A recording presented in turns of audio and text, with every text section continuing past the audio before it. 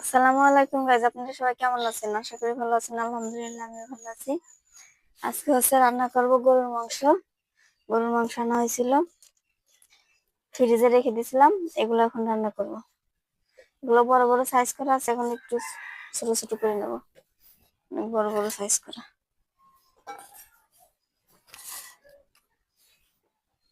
এত বড় বড় সাইজ করে একটু মাঝখান থেকে কেটে নেব।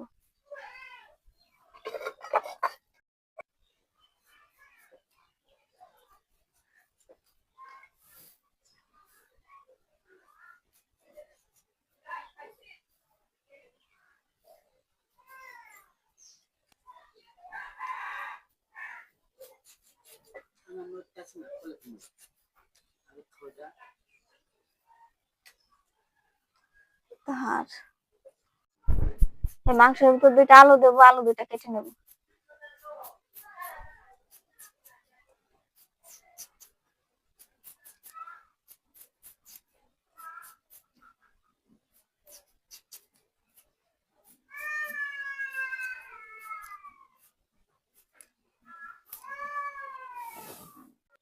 মাংসটা এখন ধুয়ে নেব।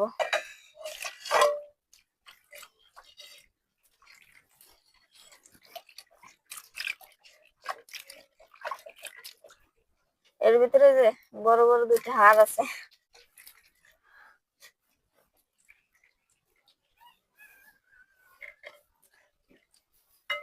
দুইটা না তিনটা হাড় আছে।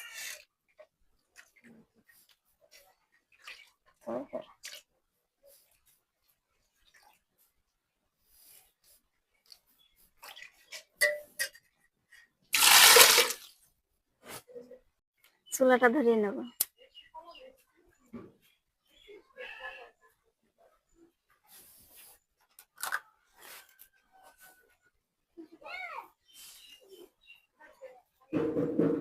হ্যাঁ তানিয়া, দাওয়াত থাকলে খাওয়া যায়।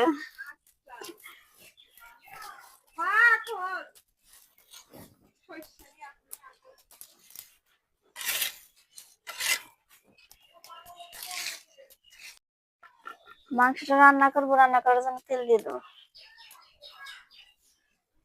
তেল অল্প করে দিলাম, মাংসের ভিতরে তেল আছে, সবরি আছে অনেকগুলো। এই বাটা মশলাগুলো দিয়ে দেবো, পেঁয়াজ বাটা, রসুন বাটা, আদা বাটা।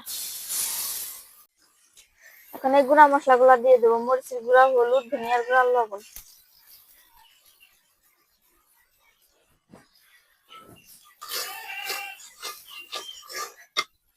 মশলাটা কষানোর জন্য সামান্য একটু পানি দেবো।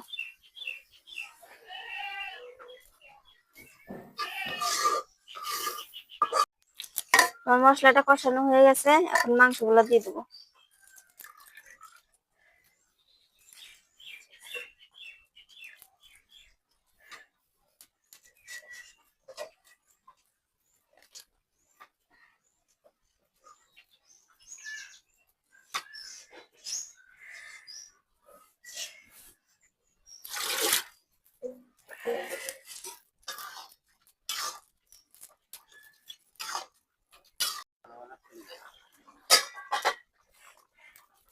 এখন আলুগুলা দিয়ে দেবো।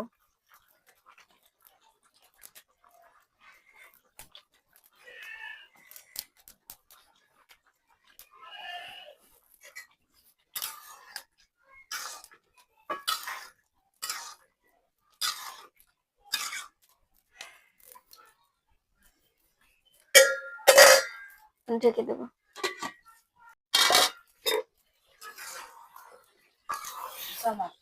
আমার মাংসটা কষানো হয়ে গেছে। কষানো, এখন পরিমাণ মতো পানি দেবো। পানি একটু বেশি করে দেবো, সিদ্ধ হবে তো। আবার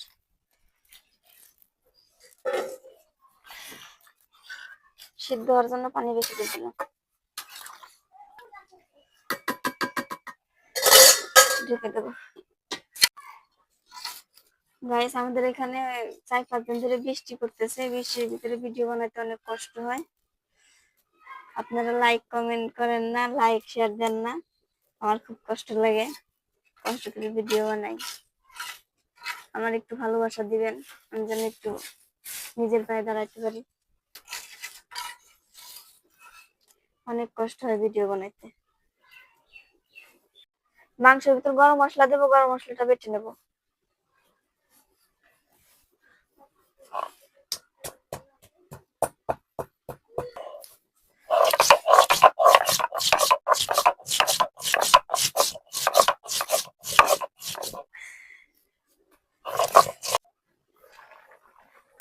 তরকারিতে বাটা গরম মশলা দিয়ে দেবো।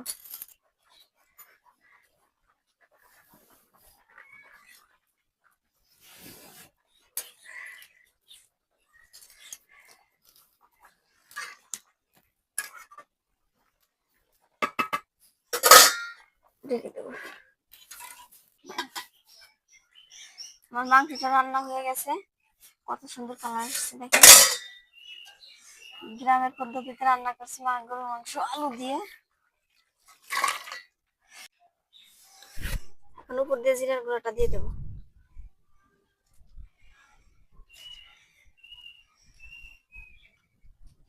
জিরা আমি মশলার ভিতরে দিই না, আমি পরে দিই, মশলার ভিতর দিয়ে খাই না। ভাজা জিরা পরে উপর দিয়ে দিই। আমার তৈরি হয়ে গেল গ্রামের পদ্ধতিতে গরুর মাংস রান্না। এখন খেয়ে দেখবো কেমন হয়েছে।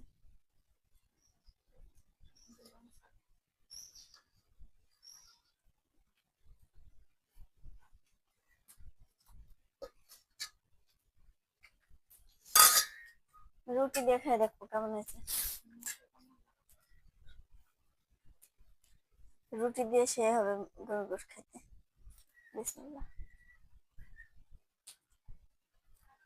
দারুণ হয়েছে, অনেক সুন্দর হয়েছে।